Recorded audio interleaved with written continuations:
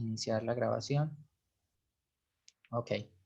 Bueno, les decía que el objetivo de este curso, de este mini curso, es contarles un poco sobre, sobre los temas que estudiamos alrededor de la dinámica de sistemas eléctricos de potencia, de los problemas pues, a los cuales nos enfrentamos y de los problemas que se avecinan, porque si bien es cierto que los sistemas eléctricos es un área pues, de trabajo de muy larga data, ya vamos a hablar de eso. Muchos de los problemas que se avecinan relacionados con el cambio climático, con el tráfico en las ciudades, con muchos problemas reales, pues se relacionan directamente con la dinámica de sistemas eléctricos de potencia. Entonces, lo que vamos a hacer en la clase de hoy tenemos también la inauguración eh, del, de la escuela pues de matemáticas. Entonces vamos a llegar hasta las 9:25 más o menos para que podamos tener tiempo de entrar a la plenaria. El objetivo pues general de este mini curso es mostrar conceptos generales asociados a los problemas dinámicos que aparecen en los sistemas eléctricos de potencia. Y básicamente me gusta mostrarles esta ecuación, digamos, para entender el tipo de problemas a los cuales nos enfrentamos.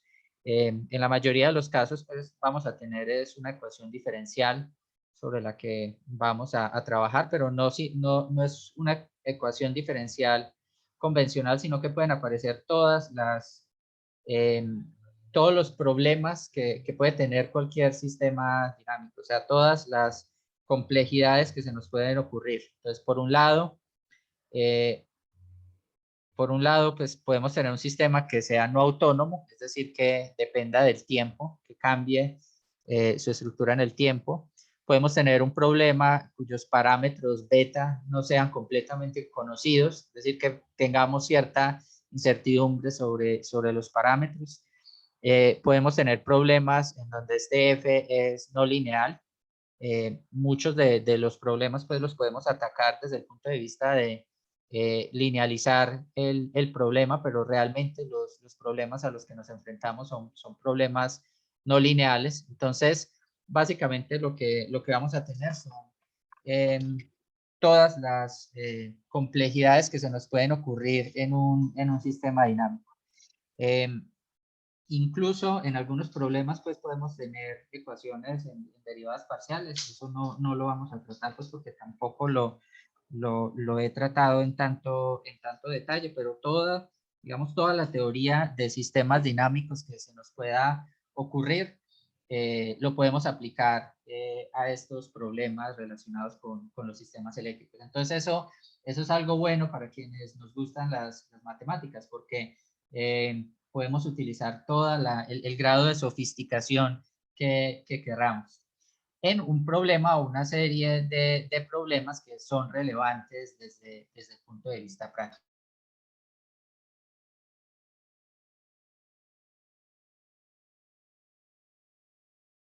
Bueno, entonces básicamente ese es el tipo de problemas que vamos a tratar de atacar. Desde luego, en un mini curso pues de solo una semana no vamos a tener tiempo de tratar todos los problemas posibles. Entonces lo que vamos a hacer básicamente es mostrarles como un abrebocas de los posibles problemas y las posibles teorías o herramientas que podemos utilizar para intentar atacar esos problemas. Entonces, en estas 6 sesiones que vamos a tener, vamos a estudiar lo siguiente. En la clase de hoy lo que vamos a hacer es un poco la descripción del sistema eléctrico, contarles un poco de qué se trata el problema, cuál es el sistema que estamos analizando.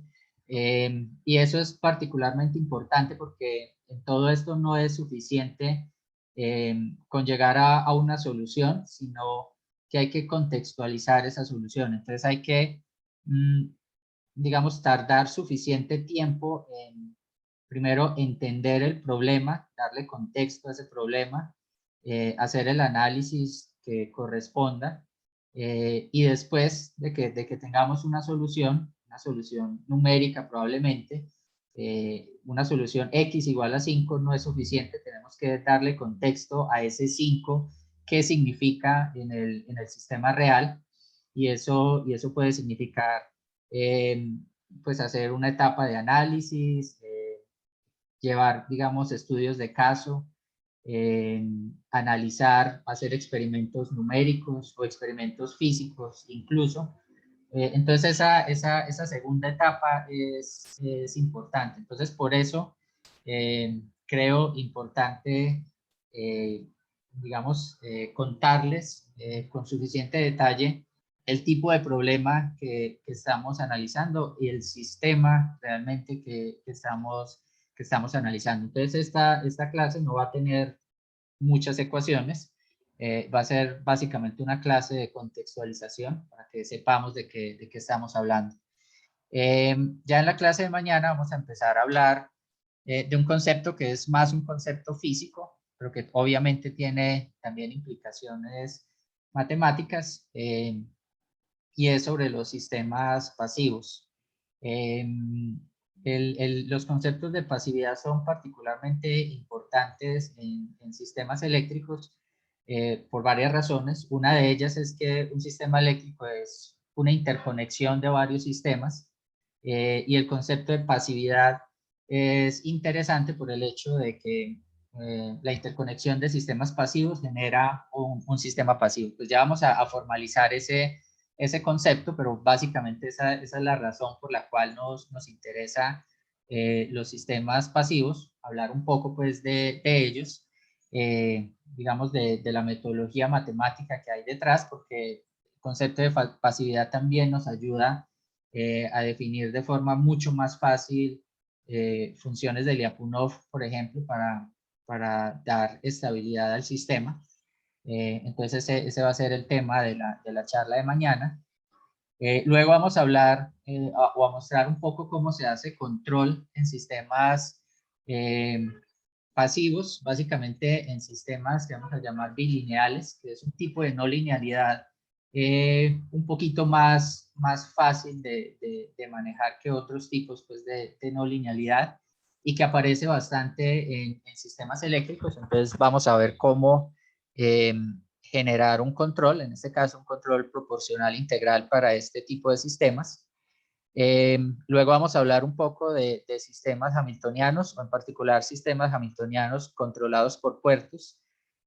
Nuevamente la razón es porque la mayoría de los elementos o de los componentes dentro de un sistema eléctrico tienen esta estructura, entonces esto nos puede ayudar bastante a hacer control, analizar estabilidad, básicamente a esas dos cosas sobre sistemas eléctricos. Posteriormente vamos a hablar un poco sobre la relación que hay entre optimización y sistemas dinámicos, y finalmente vamos a hablar un poco de los problemas que estamos trabajando en este momento. Este curso es para mí también una excusa para invitarlos pues a trabajar en estos temas. Pues como les decía al principio, yo no soy matemático, soy ingeniero, y me interesa pues trabajar con matemáticos, físicos y personas pues que sepan más que yo sobre todos estos temas, y que digamos podamos complementar conocimientos y podamos aplicar diferentes pues técnicas matemáticas a los problemas pues que a nosotros nos interesa. Como les decía en la diapositiva anterior, casi cualquier sofisticación matemática que ustedes se imaginen se puede aplicar a los sistemas eléctricos, porque son sistemas bastante complejos.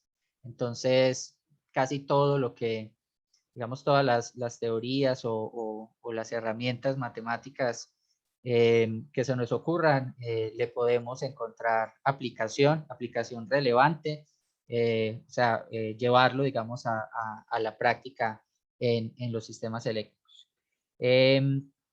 Si tienen alguna pregunta en algún momento, por favor hacerla, porque la idea pues no es que yo hable solo todo el tiempo, sino que me den algún tipo de feedback. Cualquier tipo de pregunta, simplemente levantan el micrófono y la pueden hacer. Si sé la respuesta, pues la daré allí mismo. Si no la sé, pues mi promesa es buscar de pronto quién la sabe o en dónde tal vez la podemos encontrar. O si es una pregunta demasiado compleja, pues es una oportunidad pues para iniciar todo un proyecto de investigación. Entonces, la idea es que si tienen alguna pregunta en cualquier momento de la presentación, pues por favor hacerla, que estamos muy interesados pues en recibir feedback. No sé si hasta ahí hay alguna pregunta, algo que quieran complementar, que quieran saber de la metodología y demás. Bueno, entonces hablemos un poco del tipo de sistema que estamos trabajando, los sistemas eléctricos. Para ello, pues nos tenemos que remontar a Thomas Alva Edison. Edison como tal, más que un científico, era un hombre de negocios, era digamos, una persona que tenía la visión sobre lo que se podía hacer con la electricidad. La bombilla realmente, digamos, ya existían primeros prototipos de bombillas. Lo que hizo Edison fue generar una bombilla que fuera duradera, pero no solo la bombilla, sino todo el sistema para poder iluminar pues una zona.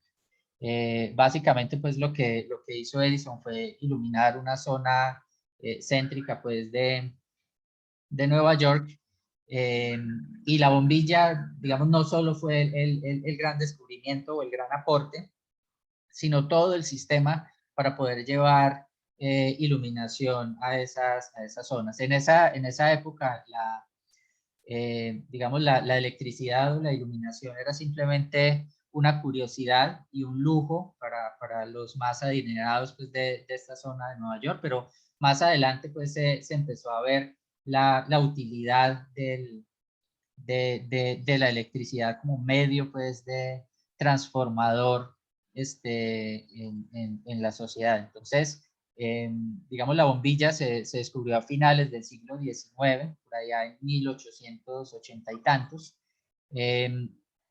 y posteriormente pues se desarrolló todo el sistema eléctrico, que fue un gran desarrollo en el siglo XX.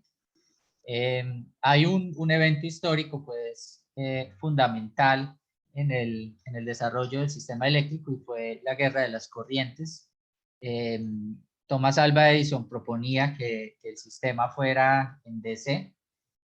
Un sistema en DC es en corriente continua y eso lo que significa es que la corriente tiene o es más o menos constante, mientras que Tesla proponía que el sistema fuera en corriente alterna.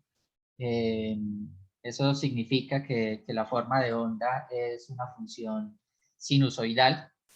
Finalmente, pues la batalla de las corrientes la ganó en el siglo XX, pues Tesla, básicamente por dos componentes dentro del sistema. Una fue el transformador, que es la única forma pues que tenemos de elevar el voltaje en un sistema, y otra es la máquina síncrona, que es la forma más eficiente dentro de las máquinas rotativas para generar potencia. Entonces, finalmente, la batalla de las corrientes la ganó Tesla. ¿Qué consecuencias desde el punto de vista matemático tuvo, digamos, que la batalla de las corrientes la ganara la corriente AC? Desde el punto de vista matemático, los sistemas dinámicos que nos van a aparecer se representan como fasores, que es, digamos, la forma simplificada de representar, digamos, un sistema que sea sinusoidal.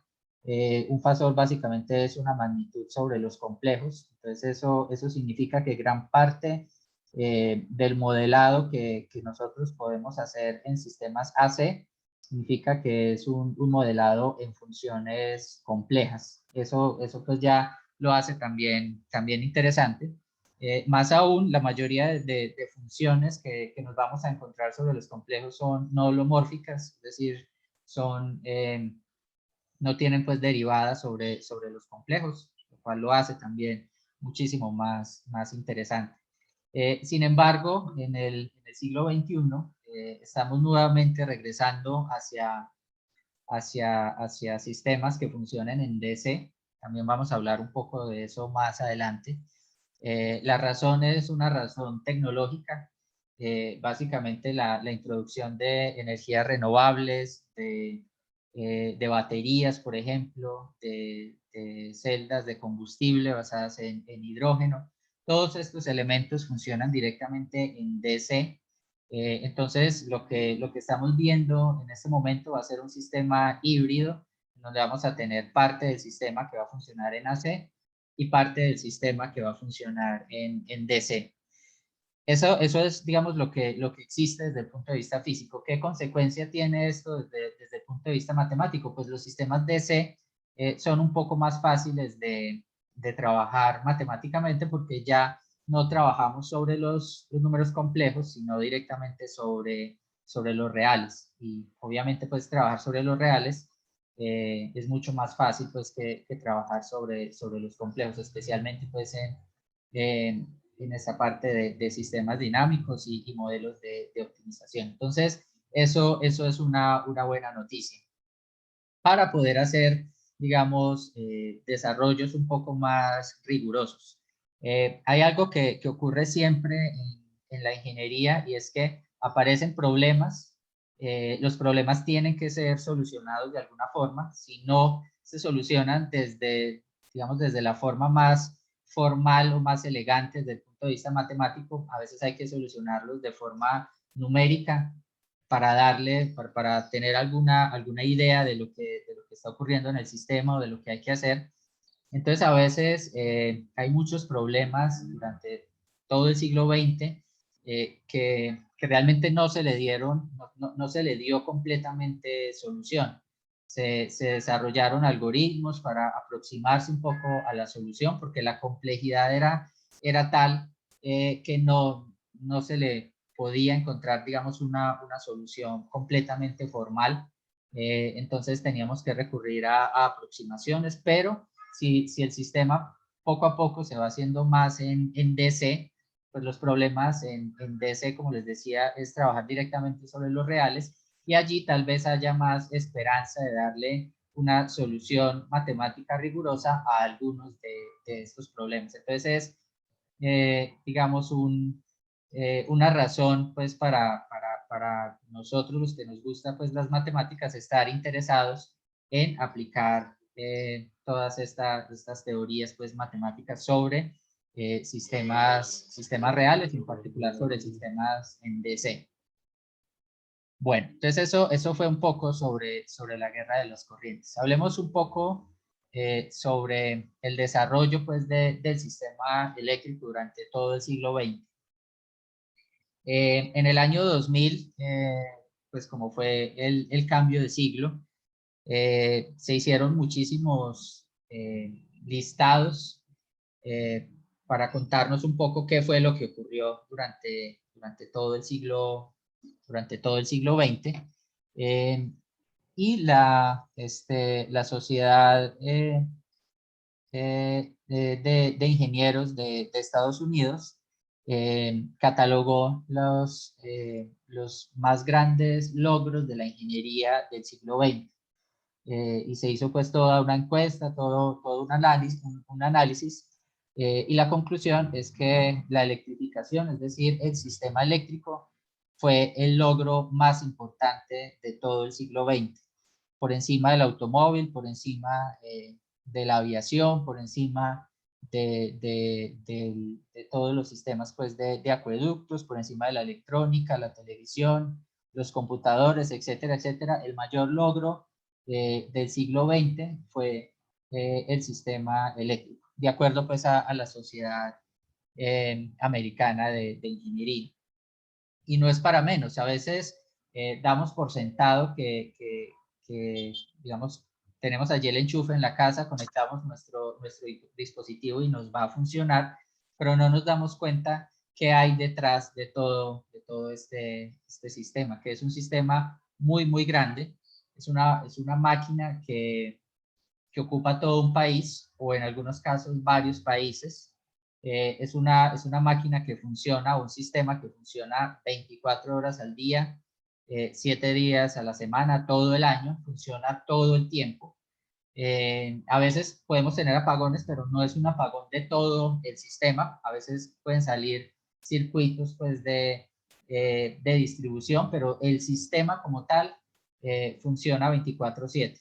La última vez que ocurrió un apagón en Colombia, que no es pues, de los más confiables en todo el mundo, o bueno, sí es bastante confiable, pero hay sistemas mucho más confiables como los europeos o los americanos. La última vez que se produjo un apagón en Colombia fue en 2007, un día por la mañana, duró 4 horas y eso es lo máximo digamos que ha estado por fuera de funcionamiento el sistema eléctrico. Entonces es un sistema muy, muy confiable, al menos pues a nivel de potencia, y es un sistema que abarca todo un país porque todo está interconectado con todo, como vamos a ver más adelante. Y es un sistema que funciona en AC, es decir, se está moviendo todo el tiempo a una frecuencia constante. En el caso de Colombia son 60 Hz, y esos 60 Hz se tienen que mantener con una precisión muy, muy alta. La precisión es de más o menos 30 milihertz. Es decir, si llegamos a una frecuencia de 61 Hz o bajamos a una frecuencia de 59, lo que puede ocurrir es que se produce un apagón en todo el país. Entonces es un sistema muy, muy complejo que abarca muchísimos componentes, que todos están funcionando sincronizados, y que tienen una confiabilidad muy, muy alta. Entonces no es para menos que digamos, haya sido el mayor logro de la ingeniería del siglo XX, de acuerdo pues a la Sociedad de Ingenieros de Estados Unidos.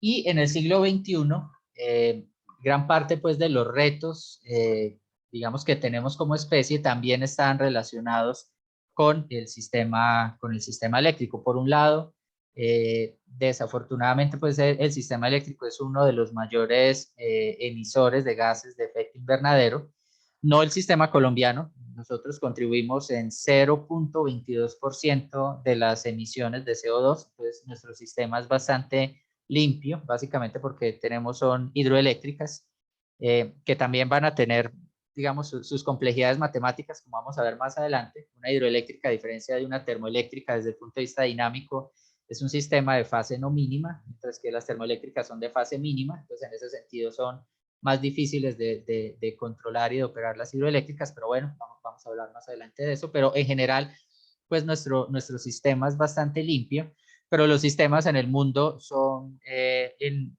su mayoría pues basados en combustibles fósiles, básicamente carbón, gas y otros combustibles fósiles, y ellos son causantes pues o un porcentaje grande de los gases de efecto invernadero. Entonces, si queremos combatir el cambio climático, necesitamos hacer mucho más limpio el sistema eléctrico, y eso supone un cambio de paradigma gigantesco.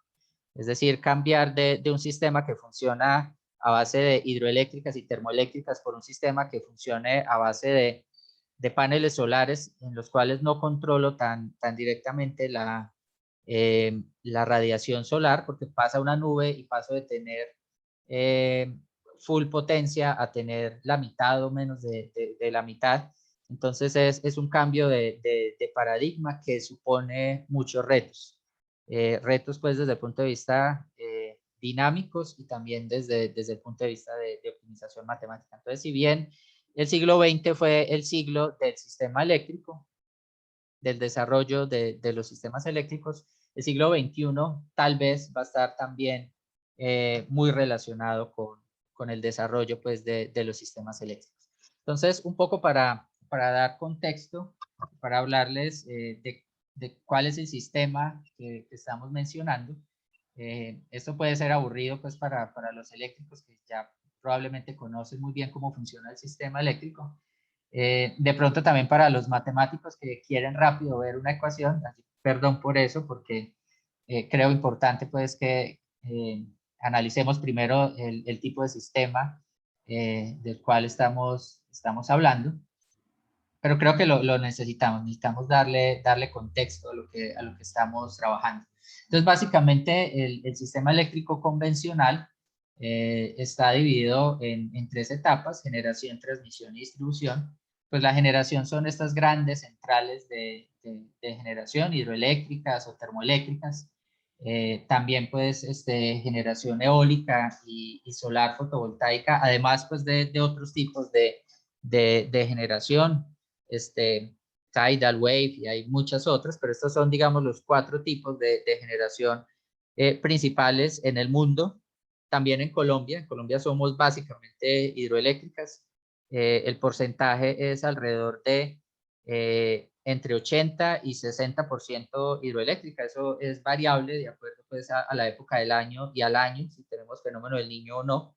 Pero en algunas épocas puede ser 80% hidroeléctrica y 20 termoeléctrica. En otras épocas es 60 hidroeléctrica y 40 termoeléctrica.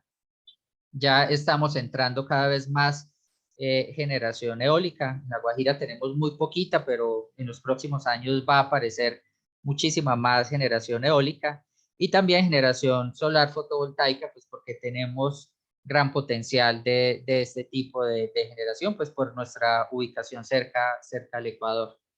Hay una diferencia muy grande entre la generación hidro y termo frente a la generación eólica y solar, desde el punto de vista de la operación y control del sistema. Yo en una hidroeléctrica puedo definir exactamente cuánta potencia puedo generar. Si yo le digo, si tengo capacidad, por ejemplo, de generación, es decir, si tengo el embalse lleno, yo puedo decir genere 100 megavatios o genere 50 o genere 35. Puedo tener bastante control sobre la potencia que puedo generar. Lo mismo en las termoeléctricas, con la diferencia pues que los niveles mínimos de las termoeléctricas no pueden bajar tanto por la temperatura pues en la caldera, que no puede, y por la presión, que no puede bajar demasiado, pero tengo suficiente capacidad como de controlar la potencia que estoy generando. En el caso de la eólica y la solar fotovoltaica, ese control es un poco más limitado porque dependo de la disponibilidad del recurso primario. Es decir, necesito tener viento para poder generar potencia con estas eólicas, necesito tener sol para poder generar con la fotovoltaica. Y eso significa que tengo, digamos, una controlabilidad que es un poco más limitada que en el caso de la generación convencional. Ese es un primer reto, eso es un primer reto. El segundo es que puede haber cierto grado de estocasticidad en el modelo matemático, porque yo puedo hacer una predicción del sol, puedo hacer una predicción del viento, pero de alguna forma esa predicción está lejos de ser completamente precisa. Entonces, de alguna forma, mi modelo dinámico, cuando ya empiezo a trabajar con energías renovables, puede tener algún tipo de incertidumbre en el recurso primario, y esa incertidumbre hay que involucrarla de alguna forma dentro del modelo dinámico. Entonces, eso lo hace también interesante desde el punto de vista matemático. No sé si hasta allí hay alguna pregunta. Bueno, todos están allí, porque a veces termino hablando solo. Imagino que sí, ¿cierto? Bueno, la siguiente etapa, pues, dentro del sistema es la etapa de transmisión. La etapa de transmisión, pues, son estas torres horribles que uno ve, pues, a lo largo de cuando sale uno, pues, por carretera, que se encuentra estas torres de 500 kilovoltios o de 230. La función de esas líneas de transmisión es, pues, llevar grandes, digamos, grandes cantidades, pues, de potencia de un sitio a otro. Usualmente, pues, las hidroeléctricas no están cerca de las ciudades, están en donde está el recurso. Las turbinas eólicas también están donde está el recurso, y ese recurso usualmente está lejos, pues, de las ciudades principales. Entonces necesito llevar esa energía desde los grandes centros de generación a los grandes centros de consumo, y ese es el sistema de transmisión. Es, digamos, todo lo que interconecta todo el sistema eléctrico de potencia, y este es el sistema que les decía que es muy, muy confiable, aun cuando a veces caen algunas torres porque hay un cortocircuito o qué sé yo. De todas formas, siempre hay un camino para poder llevar la potencia, y el sistema como un todo sigue funcionando a pesar de que se produzcan fallos dentro de este sistema. Entonces es un sistema muy, muy confiable, y es un sistema que abarca países. Es decir, el sistema interconectado nacional abarca todo el país, o bueno, una gran zona del país, al menos en donde están las grandes ciudades. Nos interconectamos con otros países como Ecuador, básicamente, y en otras regiones. Por ejemplo, en Europa hay varios sistemas también que abarcan varios países. Entonces es un sistema muy, muy grande y muy, muy complejo. También muy costoso. Cualquier decisión que uno tome en el sistema eléctrico, pues es una decisión muy, muy costosa. Es decir, un apagón como el que les decía que se produjo en 2007 solo por 4 horas, es pues una cantidad gigantesca, millones y millones de dólares en pérdidas si sale un país por 4 horas. Entonces también es un sistema muy, muy costoso y muy importante pues para la economía del país. Estas líneas de transmisión llegan a algo que son una subestación, algo como esto, en donde están los transformadores, otro invento pues de Tesla. Y esos transformadores lo que hacen es reducir el voltaje hasta llevarlo pues al usuario final. Eh, Básicamente esa es la función. La razón por la cual existen es porque digamos, cuando se transmite potencia en estas líneas de transmisión, las pérdidas de potencia en estas líneas están dadas por la corriente al cuadrado por la resistencia. Entonces, y a su vez la potencia está dado en general con un producto entre voltaje y corriente. Entonces yo lo que quiero es que la corriente sea lo más baja posible, la corriente que va pues por estas líneas sea lo más baja posible, y para poder transmitir la misma cantidad de potencia con una corriente baja necesito aumentar el voltaje. Esa es como la idea básica. Y el único dispositivo capaz de aumentar el voltaje a niveles pues, de potencia es el transformador, esto que tenemos acá, el transformador. Y ese transformador solo puede funcionar en AC, es decir, en DC un transformador no puede funcionar, es, digamos, un principio físico, y esa es un poco la razón por la cual las redes eléctricas funcionan en AC, básicamente por los transformadores, por estas subestaciones.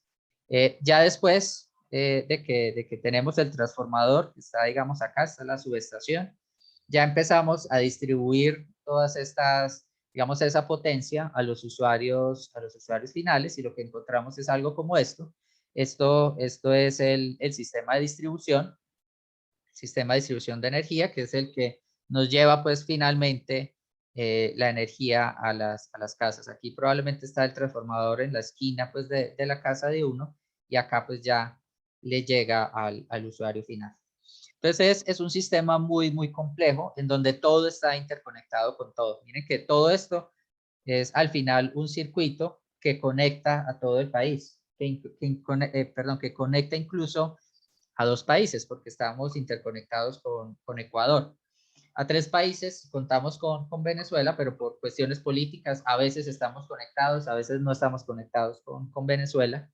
Eh, Desde hace mucho tiempo existe pues la idea de interconectarnos con Panamá. Entonces, en realidad es un sistema muy, muy grande que interconecta pues diferentes componentes. Esto es lo que llamamos el sistema de transmisión nacional. Allí están, digamos, el grueso de las líneas de transmisión, al menos las más grandes, las de 500 kilovoltios, y cómo se conectan todas las ciudades del país. Y con Ecuador, que les decía que tenemos una conexión fuerte con Ecuador. y dos conexiones un poco más débiles con Venezuela, que a veces funcionan, a veces no, casi siempre pues más por circunstancias políticas que otra cosa, pero existe allí, digamos, la capacidad pues de interconectarse con Venezuela. Y les decía que este sistema es muy confiable, funciona 24/7.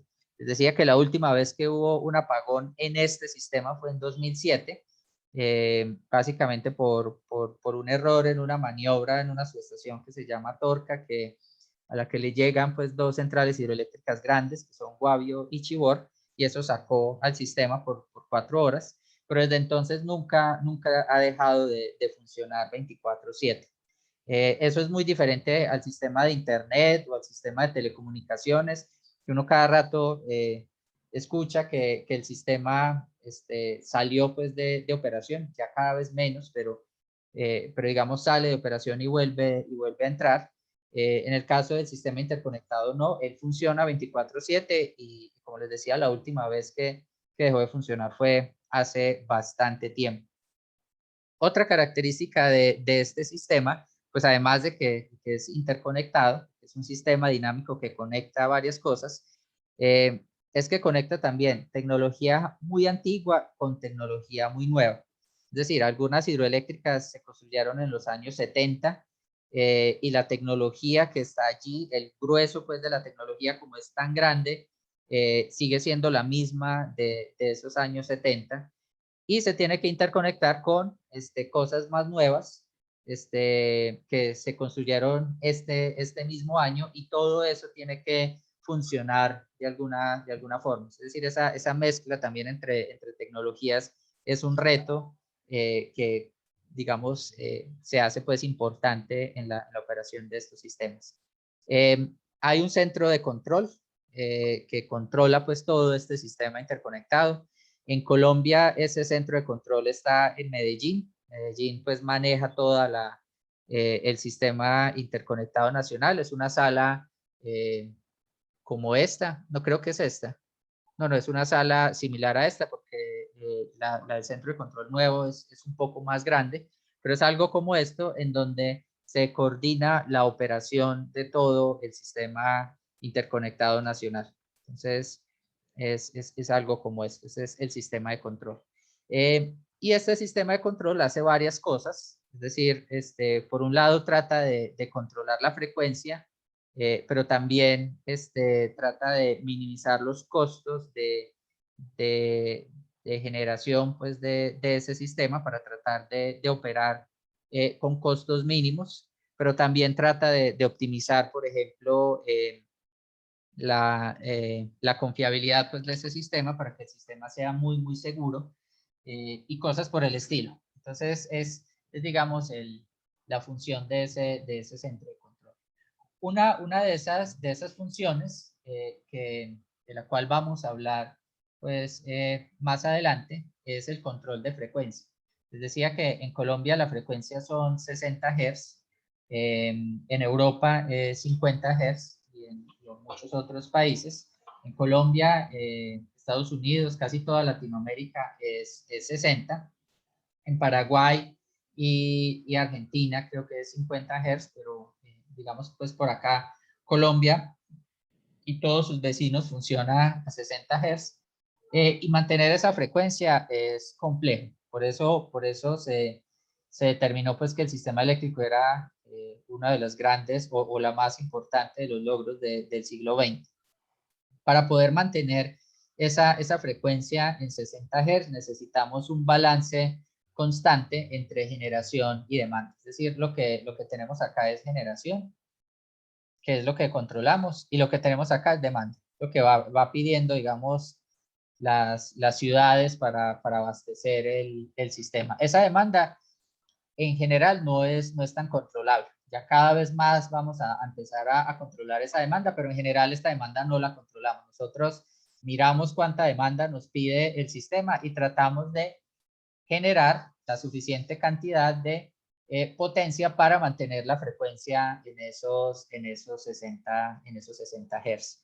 Les decía que de hecho llegar a 59 o a 61 puede significar un apagón. Es decir, este rango en el cual va a funcionar la frecuencia. Es un rango muy limitado. Es un rango muy estrecho porque una variación muy grande puede fácilmente producir un apagón en el sistema. Entonces, básicamente lo que tenemos acá es un punto de equilibrio. Tenemos que tratar de mantener ese punto de equilibrio en esos 60 Hz. Entonces, una de las preguntas pues, que nos vamos a hacer es en qué condiciones el sistema va a seguir siendo estable. ¿Qué pasa si hay un cortocircuito en el sistema? Si el sistema va a seguir siendo estable, si se va a mantener en ese punto de equilibrio o no. Esa va a ser como una de las preguntas que nos vamos a hacer. Y la otra es, si el sistema se me hace inestable, ¿cuáles son las acciones que debe hacer este centro de control, ya sea de forma manual, es decir, las personas que hacen este control, o de forma automática, todo un sistema de control para llevar esta frecuencia nuevamente al 60 Hz y estabilizar el sistema? Entonces, ese va a ser el tipo de preguntas que nos vamos a hacer. La frecuencia, pues finalmente les decía que es algo como esto, todo el tiempo se está moviendo porque todo en este sistema se está moviendo. La demanda constantemente se está moviendo, la generación constantemente se está moviendo, el sistema mismo constantemente se está moviendo. Entonces, les decía que si lo miramos como un sistema dinámico, pues la derivada de x va a ser f de x, t, beta, y lo que vamos a tener en el sistema es que esta generación pues va a hacer que el sistema sea no autónomo, que vaya a cambiar en el tiempo, pero es que a veces la estructura misma del sistema cambia. Es decir, este F antes de un fallo puede ser F sub A y después de que salga una línea de transmisión puede cambiar incluso esta ecuación un poco. Estos parámetros que modelan el sistema o que determinan pues el punto de operación también pueden cambiar, etcétera, etcétera. Entonces es un sistema como les decía, dinámico con todas las complejidades que se nos pueda ocurrir. Entonces, básicamente a lo que nosotros nos interesa es, por un lado, pues establecer si ocurre un cortocircuito, si ocurre una apertura de algún componente o cualquier cosa por el estilo, si vamos a regresar nuevamente a una condición de estabilidad en el sistema. Entonces, para eso necesitamos representar pues la dinámica de todo este sistema interconectado. ¿Y en dónde está la dinámica? Pues realmente todos los componentes de este sistema eléctrico son componentes dinámicos. La misma línea de transmisión, esto que veíamos acá, que se veía tan estático, algo como esto, esta línea de transmisión, de hecho, tiene un modelo circuital, es básicamente una inductancia con una resistencia y una capacitancia. Y este modelo circuital tiene una dinámica, además que como esto es AC, entonces se está moviendo todo el tiempo, entonces incluso algo que parece tan estático como esto, realmente tiene una dinámica. Pero el principal componente que le añade dinámica en los sistemas eléctricos convencionales es la máquina síncrona. La máquina síncrona, les decía, es la máquina que utilizamos para generar potencia. Esta es, digamos, una foto de lo que es una máquina síncrona, simplemente una máquina rotativa gigantesca. Pues aquí pueden ver en comparación pues con el tamaño de las personas, el tipo de máquina de la cual estamos hablando. Y esta máquina desde el punto de vista eléctrico tiene que operar a 60 Hz. A 60 Hz. Todas las que están en el sistema. Es decir, por ejemplo, Guavio, que es una de las centrales más grandes del país, tiene 5 máquinas como estas y las 5 tienen que funcionar a 60 Hz o a la misma frecuencia a la cual esté operando todo el sistema. Es decir, todas tienen que, por decirlo así, bailar al mismo ritmo, funcionar a la misma frecuencia. Y miren que este es un reto interesante desde el punto de vista físico y también pues desde el punto de vista matemático. Este básicamente es el modelo de la máquina síncrona, el modelo más simplificado de la máquina síncrona. Este lo llamamos el modelo de segundo orden de la máquina. Es lo máximo que podemos simplificar el modelo de una de estas máquinas. Va a ser el modelo que vamos a utilizar por ahora. teniendo claro que es la máxima simplificación a la que podemos llegar del modelo de esta máquina síncrona. Es un modelo que parece inofensivo, pero no lo es tanto. Por un lado, es no lineal. Miren que las variables pues allí de estado, los X que tenemos allí en este sistema, estamos en R2. Los X son W y omega. Esto de acá es la frecuencia. Esta es la frecuencia, esos 60 Hz que tenemos allí. Y esto de acá es el ángulo. El ángulo pues allí del par de ese sistema. Y como ven acá, yo voy a tener es seno de t. Si fuera seno de t, pues sería una ecuación diferencial lineal, relativamente fácil de solucionar, pero es seno de teta, donde teta es una de las variables pues que tengo allí, una de las variables de estado pues de ese sistema. Entonces es una ecuación diferencial no lineal. Eso por un lado. Bueno, cada una de estas cosas pues tiene su interpretación física. Esto que está acá es una constante de inercia, es proporcional a la inercia, no es propiamente la inercia, pues porque se hicieron un montón de simplificaciones para llegar a ese modelo, pero entonces este de acá vamos a llamarla constante de inercia. Constante de inercia. Este de acá es la potencia mecánica, y esta potencia mecánica viene de la turbina, es decir, esta máquina síncrona no está sola, esta máquina síncrona, aquí más arriba está la turbina, y esa turbina también tiene una dinámica, y esa dinámica también es no lineal. Entonces, si vamos a construir pues todo el modelo, se va haciendo cada vez más complejo. Pero en principio, digamos que puede ser una potencia dinámica constante. Este es un parámetro que depende de las líneas de transmisión, y ese parámetro también puede cambiar. Digamos, para un análisis básico uno puede decir que es constante, pero ese parámetro también puede cambiar por el hecho de que haya un cortocircuito o algo dentro del sistema. Y este de acá sería la potencia a la cual queremos llegar, ¿cierto? Perdón, la frecuencia nominal a la cual queremos llegar. Entonces, este es el modelo dinámico pues más sencillo que se nos puede ocurrir para representar una máquina síncrona. Les decía que ese modelo no es completo, es lo más sencillo que puede existir. El modelo completo de una máquina síncrona puede tener 6 ecuaciones diferenciales con 6 variables de estado, el básico de solo la máquina, pero las máquinas nunca están solas. Es decir, si yo tengo acá una máquina síncrona, la representamos de esta forma, esa máquina no está sola, esa máquina está conectada a una turbina, la representamos algo como esto, una turbina, y esa turbina pues acá atrás puede seguir diferentes componentes que también tienen una dinámica, es decir, esta turbina, acá después de la turbina sigue la tubería de presión, y esa tubería de presión también tiene una dinámica, etcétera, etcétera. Entonces, hacia allá va a seguir diferentes componentes dinámicos. Por acá voy a tener algo que es lo que controla la máquina síncrona, que es una excitación, que es algo electrónico usualmente, que también puede tener una dinámica, y a su vez esta máquina se conecta con otras máquinas que están, digamos, por acá o por acá, a través de líneas de transmisión. Entonces, básicamente lo que tenemos acá es un modelo muy simplificado, pero hay que tener en cuenta que esa máquina no está sola, sino que está interconectada con muchos otros elementos que también pueden empezar a tener dinámica dentro de este sistema. Y obviamente eso nos va a ir complicando un poco el modelo. Lo que hacemos siempre es partir de un modelo de juguete como este, un toy model, y a partir de ese modelo de juguete ir construyendo modelos cada vez más sofisticados que incluyan más componentes dentro del sistema.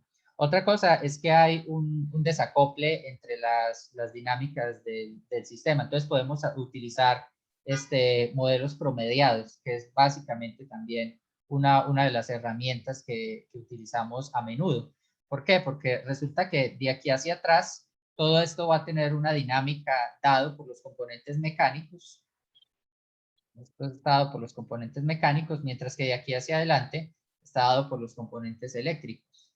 Y los componentes eléctricos tienen una dinámica que es mucho más rápida que los componentes mecánicos. Entonces, lo que tenemos allí es una especie de desacople, lo cual nos puede permitir generar un modelo que, por ejemplo, si lo que nos interesa es algo de muy corto plazo, simplificamos un poco esta parte mecánica, utilizando pues un modelo promediado y nos quedamos solo con la parte eléctrica si lo que queremos es analizar un periodo de tiempo pues relativamente corto.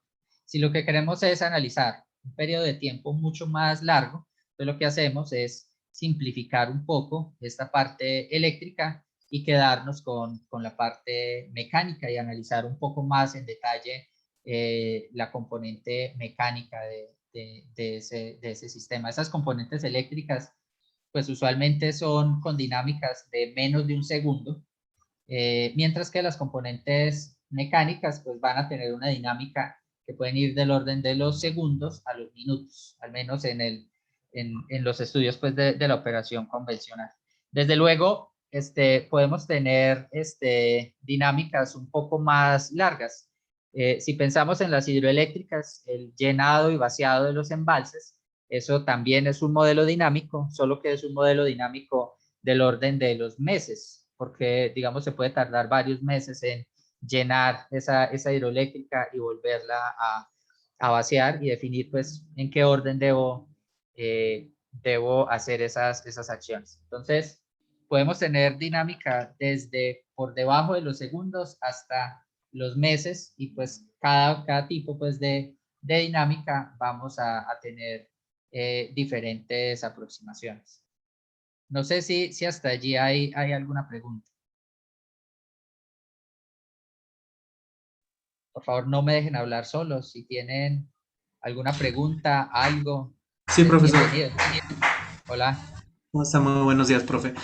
Eh, Mi pregunta era el teta y qué representación tenía en la Ese ecuación. teta, sí, es lo que es, bueno, en términos físicos es como el ángulo lo llamamos el ángulo del par.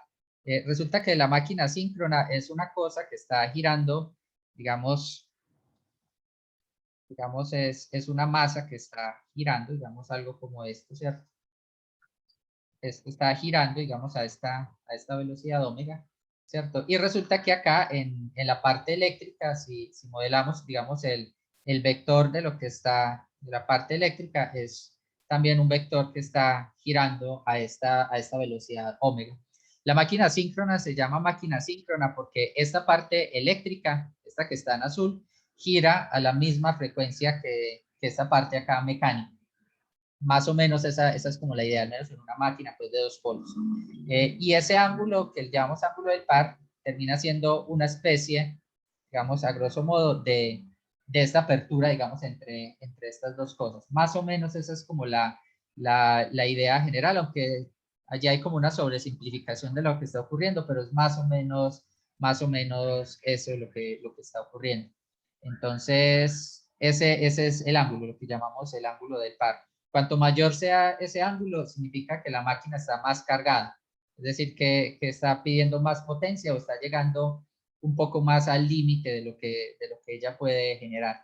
Y esta frecuencia es la que queremos mantener en 60 Hz. O sea, sería 2pi por 60 Hz. Más o menos esa es como la interpretación física de lo que está allí ocurriendo. Aunque es un poco una caricatura de lo que realmente ocurre, pero es más o menos, esa es como más o menos la idea. Perfecto, profe, gracias. Listo, gracias. Entonces, les decía que lo que vamos a tener en nuestro sistema es un sistema no autónomo, es decir, que depende del tiempo, que es no lineal. Miren acá la no linealidad que les decía que aparece, porque es seno de teta, no es seno de t. Yo a veces, pues, con los estudiantes de pregrado les hago la maldad de que, como ellos ya vieron el curso de ecuaciones diferenciales, de que me traigan resuelta la ecuación diferencial y ellos se van contentos pensando que es muy fácil y obviamente no es tan fácil, porque piensan que acá hay un t y que se puede solucionar con métodos lineales, pero no, es una ecuación diferencial no lineal. Y bueno, beta también puede cambiar por el hecho de la estocasticidad que aparece en el recurso primario. Es decir, todas las pesadillas que se nos pueda ocurrir van a aparecer en este modelo. Entonces, lo que hacemos usualmente es simplificar un poco los modelos, quitarle cosas y tratar de analizar con modelos un poco más simplificados. Lo primero pues que a uno se le ocurre cuando ve una no linealidad es generar, digamos, una ecuación diferencial que sea lineal, una ecuación diferencial como esta, que es mucho más fácil de trabajar, una ecuación diferencial lineal. Y eso, digamos, en la literatura de sistemas eléctricos lo llamamos estabilidad de pequeña señal. Entonces, si ustedes se encuentran un libro de estabilidad de sistemas eléctricos, hay varios que les puedo compartir más adelante si les interesa el tema. No son muy matemáticos, sino que son más enfocados en lo que ocurre físicamente dentro del sistema. Pero cuando se encuentren esta palabra, estabilidad de pequeña señal o small signal stability, pues básicamente lo que se hace es analizar pequeñas perturbaciones alrededor del punto de equilibrio y la herramienta básica es, pues si tenemos el sistema no lineal como este, entonces lo que hacemos es linealizar alrededor de un punto de operación, es decir, sacamos la derivada de f, el jacobiano pues en este caso, alrededor de ese punto de operación y analizamos pues el sistema linealizado. Esta teoría, digamos, no vamos a profundizar mucho en ella, pues porque es lo más fácil que se nos puede ocurrir, pero es un poco el caballito de batalla que se utiliza en la operación de los sistemas reales. Esta idea de linealizar, a pesar de que es simple, es muy poderosa pues para hacer análisis. Pues básicamente lo que hacemos es calcular los eigenvalues de esa matriz y definir basado en esos eigenvalues si es estable o no. También nos interesa pues saber si tiene suficiente damping, si tiene suficiente amortiguamiento. Usamos teorías como los factores de participación, que básicamente los factores de participación son la derivada de cada uno de los eigenvalues con respecto a parámetros pues, del sistema, por ejemplo, con respecto a sub k. Y con base en eso tratamos de determinar eh, si hay un problema de inestabilidad en el sistema, con qué parámetro o qué cosa puedo mover dentro del sistema para tratar de estabilizar el sistema. Pues cosas como esas se utilizan cuando se hace análisis de pequeña señal. Como siempre, pues el álgebra lineal llega a nuestra pues a salvarnos. Es muy, se podría decir que básico, muy simple, pero muchas de lo que se hace en la práctica se confía en linealizar pues el problema y hacer análisis lineal sobre esa ecuación diferencial. Desde luego, es mucho más interesante el otro tipo pues, de análisis de estabilidad que en la literatura de sistemas eléctricos lo llamamos estabilidad transitoria, donde ya consideramos directamente la no linealidad del problema. Y lo que hacemos es usualmente buscar funciones de Lyapunov para tratar de analizar pues, un poco más en detalle la estabilidad del sistema. Nos interesa no solo determinar si el sistema es estable, nos interesa también, por ejemplo, la región de atracción de esa condición de estabilidad, que se puede también obtener con base en la función de Lyapunov. Pero los que están un poco más familiarizados con toda esta teoría de Lyapunov, pues saben que encontrar funciones de Lyapunov no es fácil. Es decir, es un poco complejo encontrar esas funciones de Lyapunov. Puede que a uno no se le ocurra la función de Lyapunov adecuada. Entonces, por eso hay herramientas, algunas numéricas, otras físicas, como nuestras ideas de pasividad, pensando en la función de Lyapunov como una función de energía. Entonces, inspirado un poco en cómo es la energía de este sistema, podemos generar esa función de Lyapunov. Entonces, eso es lo que vamos a llamar estabilidad transitoria cuando consideramos pues la no linealidad del sistema. Bueno, esta estabilidad de pequeña señal se analiza porque es la operación del día a día en el sistema, es decir, pequeñas variaciones alrededor del punto de operación. Entonces, en ese caso es suficiente con linealizar. Pero cuando ocurre algo un poco más crítico, que no ocurre todos los días, puede que pase un año entero sin que ocurra, pero que cuando ocurre puede ser mucho más crítico, entonces necesitamos representar el sistema con toda la característica pues no lineal de ese sistema. Entonces allí es donde más nos interesa esta parte de estabilidad transitoria. Hay otro tipo de estabilidad que es estabilidad de tensión, que es básicamente teoría de bifurcaciones.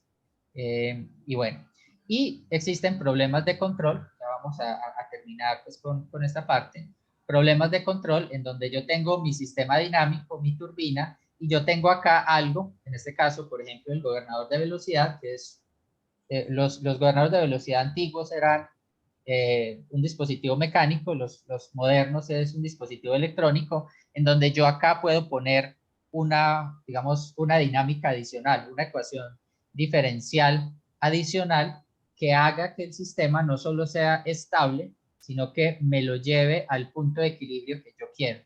Esos son los problemas de control, que también son súper importantes para nosotros. Es decir, ya no solo nos interesa determinar si este sistema es estable o inestable, sino determinar qué le puedo hacer al sistema para, primero, hacerlo estable, segundo, hacerlo estable en el punto de equilibrio que yo quiera, y dentro de lo posible con una región de atracción muy, muy grande, cosa que si hay un fallo o un transitorio, pues el sistema siga siendo estable y regrese nuevamente a nuestro punto de operación. Bueno, más que estable, de hecho nos interesa que sea asintóticamente estable porque no solo nos interesa que se nos quede en una región, sino que se vaya a un punto de operación específico. Y muchos de estos sistemas dinámicos se pueden representar como un sistema hamiltoniano controlado por puertos, que es, digamos, una generalización de los sistemas hamiltonianos. Son sistemas como estos, que se pueden representar de esta forma, donde esta es una matriz de interconexión, usualmente es antisimétrica. Esta usualmente es antisimétrica, o bueno, usualmente no, siempre debe ser antisimétrica. Una matriz que representa el amortiguamiento, que es semidefinida positiva. Ya vamos a hablar más adelante de esto, en la tercera clase. Este, que es un hamiltoniano, y esta es una entrada. Al final lo que tenemos es un sistema dinámico, donde voy a tener una entrada y una salida, ¿cierto? Entonces, vamos a tener sistemas como estos, y estos sistemas, pues obviamente como son sistemas interconectados, pues este se puede conectar con otro y este a su vez con otro, y al final podemos generar un sistema mucho más complejo. Entonces ese es el tipo de sistemas pues sobre los cuales vamos a trabajar. Entonces ya para terminar un poco, ¿de qué se trata toda esta parte de dinámica de sistemas eléctricos? De sistemas eléctricos, pues nos interesan cosas como caracterizar el punto de equilibrio. Determinar ese punto de equilibrio también es importante y a veces es un reto. Es decir, si tenemos un sistema dinámico como este, pues incluso si, digamos que sea más sencillo, x punto igual a f de x, encontrar el punto de equilibrio es encontrar el punto tal que f de x sea igual a 0. Y como esto es no lineal, pues incluso encontrar este punto de equilibrio, pues supone un problema que no es tan directo. Usualmente confiamos en métodos numéricos, el método de Newton, pues para encontrar ese punto de equilibrio, pero también es interesante saber si ese punto de equilibrio es único, si hay otros puntos de equilibrio por allí que sean mejores, cosas por el estilo. Entonces, caracterizar ese punto de equilibrio es importante pues para nosotros, encontrar punto fx igual a 0. Nos interesa la estabilidad de pequeña señal, que es básicamente utilizar teoría lineal, la estabilidad transitoria, que básicamente es considerar pues la no linealidad del sistema, hacernos preguntas por la observabilidad y controlabilidad del sistema, problemas de control óptimo. Bueno, en general hay muchos, digamos, muchas teorías y muchas herramientas de las cuales nos podemos hacer cargo. Entonces, básicamente ese es el tipo de sistema y ese es el tipo de problemas a los cuales vamos a tratar de solucionar. En las clases siguientes, como son 2 horas, mi idea es dar una hora un poco de la parte teórica y otra hora un poco de hacer experimentos numéricos. Y los experimentos numéricos los vamos a hacer en una plataforma que es Open Modeling. Entonces, les voy a dejar tarea. La tarea es instalar el software Open Modelica. Ya les muestro de dónde se instala. Eh, y mientras tanto, no sé si hay alguna pregunta o algo que quieran comentar mientras les comparto, eh, digamos, de dónde pueden descargar el Open Model.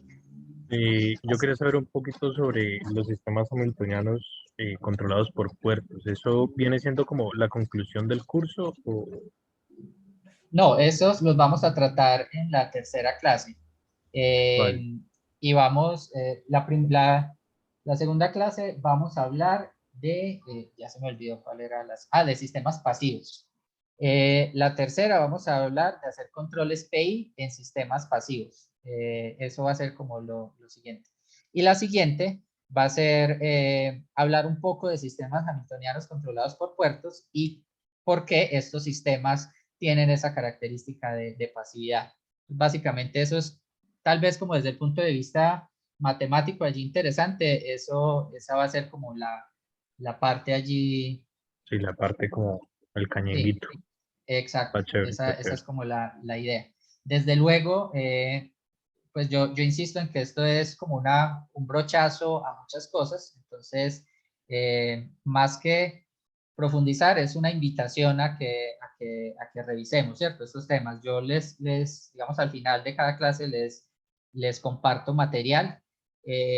Hay muchas cosas sobre estas que todavía van más allá de mis conocimientos. Yo, digamos, he aplicado sobre todo sistemas hamiltonianos controlados por puertos a los problemas pues que yo analizo, que son los problemas pues de sistemas de potencia, pero resulta que los sistemas mecánicos y muchos otros sistemas comparten pues esa característica.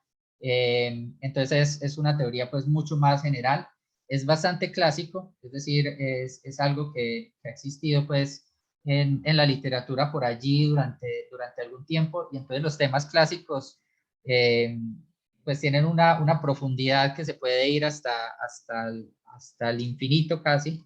Entonces hay muchas cosas en las cuales no soy experto, pero digamos, he trabajado con amigos que son matemáticos, sobre todo de la UNAM, en México, y digamos, cuando entro a dificultades, pues que ya no, mis conocimientos en matemáticas pues ya no dan, entonces hemos trabajado con ellos. Entonces, si hay, digamos, una pregunta pues que va más allá de mis conocimientos, pues hay digamos, a quien, digamos, recurrir, pues sí es muy teórico. Yo lo que he trabajado es sobre todo en la aplicación de estos sistemas hamiltonianos. Pero bueno, ya vamos a ver pues que es bastante interesante. Y como les decía, este curso para mí es una excusa también para conocerlos a ustedes y hacerles la invitación a que trabajemos en estos temas. A mí me interesa bastante conocer en qué están trabajando ustedes y demás, y ver, digamos, esas herramientas matemáticas, esas teorías, cómo las podemos aplicar a los problemas pues que a mí me interesan, o que puedo pues analizar, porque hay muchos problemas que me interesan, pero van más allá de mi conocimiento. Entonces, los que podemos analizar. El software que vamos a utilizar es este, Open Modelica. Les voy a compartir allí en el chat la página web. También se las envío al correo. Ustedes lo descargan de acá. Ella funciona, es una plataforma que funciona tanto en Linux como en Windows. Es completamente gratuita. Eh, es un reemplazo un poco de MATLAB Simulink. Tiene algunas ventajas y algunas desventajas. Nada es perfecto en el mundo. Una de las ventajas que a mí me gusta bastante es que se puede montar los modelos dinámicos por código. Es muy intuitivo, pues la forma de montar esos modelos dinámicos, y además tiene una interfaz gráfica, etcétera, etcétera. Entonces es algo que me parece muy útil. Se puede representar pues bastantes sistemas dinámicos. Es un poco más lento, incluso que Simulink. Simulink ya es bastante lento. Entonces esa es su desventaja, pero es gratis y open source. Entonces es una buena herramienta. De hecho, los que han utilizado Maple o Maple, hay una cosa dentro de Maple que está basada en Open Modelica, precisamente para resolver sistemas dinámicos. Pero esta es la versión, digamos, gratuita. Entonces, la tarea para mañana es que instalen el software, porque la idea es que durante la primera hora desarrollamos pues la teoría y en la segunda hora hacemos algún tipo de experimento numérico pues, de aplicación. Esa es como la idea pues con el curso, también porque se hace muy aburrido las 2 horas completas solo de escuchándome hablar. Hasta yo me aburro de escucharme hablar, entonces es mejor allí hacer algo que sea un poco más práctico. Entonces por eso vamos a definir que todas las clases tengan un componente teórico y un experimento numérico. No sé si hasta allá hay alguna pregunta. Por ahí creo que alguien levantó la mano. Tenía una preguntita, aquí aparecen en la versión Windows 3 versiones: oficial release y stable development. Eh, pues yo siempre les recomiendo la estable porque pues, no van a tener problemas, ¿cierto? Pero en realidad cualquiera de ellas está bien. No hay pues mucho problema porque lo que vamos a hacer va a ser algo muy básico. O sea, vamos a utilizar esto simplemente para resolver algunas ecuaciones diferenciales eh, y ver pues el comportamiento y ver que en realidad es estable y cosas por el estilo. Entonces, realmente los modelos que vamos a resolver van a ser muy sencillos. Entonces, yo creería que cualquiera les va a funcionar bien. ¿Alguna otra pregunta? Por allí Edwin levantó la mano. Sí, yo tenía una pregunta desde hace rato respecto al sistema que usted había colocado ahí en el problema de contexto. Yo quería realmente preguntar si esas interconexiones con otros países dentro del sistema tienen un peso diferente al interno, cuando uno va a reflejar el sistema como tal. Si es, hay en esa parte, es de entrada y salida, o solo de entrada, o solo de salida, o si tiene un peso diferente al sistema interno. Esa era mi Sí, pregunta. desde el punto de vista físico, no, digamos, los pesos de las interconexiones están dados es por las impedancias de las líneas de transmisión. Entonces, desde el punto de vista físico, no habría pues allí como ninguna diferencia pues en el hecho de que sea otro país y que sea el país de nosotros, porque básicamente la corriente se va a distribuir es por la física de las líneas de transmisión. Entonces, la impedancia de esas líneas, la resistencia y la inductancia de esas líneas, es la que va a definir el peso y cómo se va a redistribuir, digamos, la potencia en todas esas líneas de transmisión. Entonces, eso sería desde el punto de vista físico, que va a ser la mayoría de problemas que vamos a atacar, porque nos vamos a concentrar en esos problemas de dinámica que son de menos de un segundo. Ahora, desde el punto de vista económico, hay un problema que es el despacho del día a día del sistema. Eso también es un sistema dinámico, solo que es una dinámica muy lenta.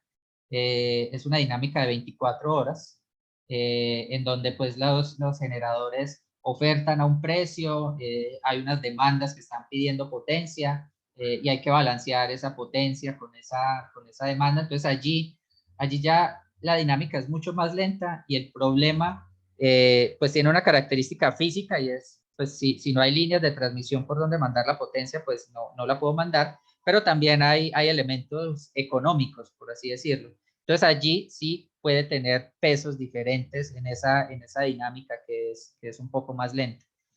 Un ejemplo clásico es la interconexión con Venezuela y la interconexión con Ecuador. Con Ecuador, los dos sistemas están completamente interconectados, física, pero también desde el punto de vista del mercado. Es decir, cualquier cosa que se haga desde el punto de vista del mercado, tienen que ir juntos. O sea, se tiene que tomar la decisión como en conjunto. Con Venezuela, Venezuela tiene como una interconexión que son más bien cargas para Colombia. Y si hay que conectarse o desconectarse, digamos, el procedimiento es diferente porque no hay una integración completa de los mercados. Entonces, desde el punto de vista de esa dinámica lenta de los mercados, sí son pesos diferentes. Desde el punto de vista de la dinámica rápida del sistema, no, los pesos están dados por las impedancias de las líneas. Alejandro, yo quisiera pedirte el favor de que recordar que ahorita empieza la charla de inauguración del evento. Ah, sí, claro. Si me ponemos... permites, ¿puedo claro. colocar Sí, en el chat el link? sí, por favor. Vale. Y empieza a las 9:30, ¿cierto? 9:30, ya mismo, sí. Ajá. Listo. Entonces, pasemos hacia allá. Si hay más preguntas, pues mañana al principio de la clase, entonces empezamos resolviendo preguntas antes de arrancar. Entonces, nos vemos en la otra sesión. Gracias. Bueno, gracias. Gracias.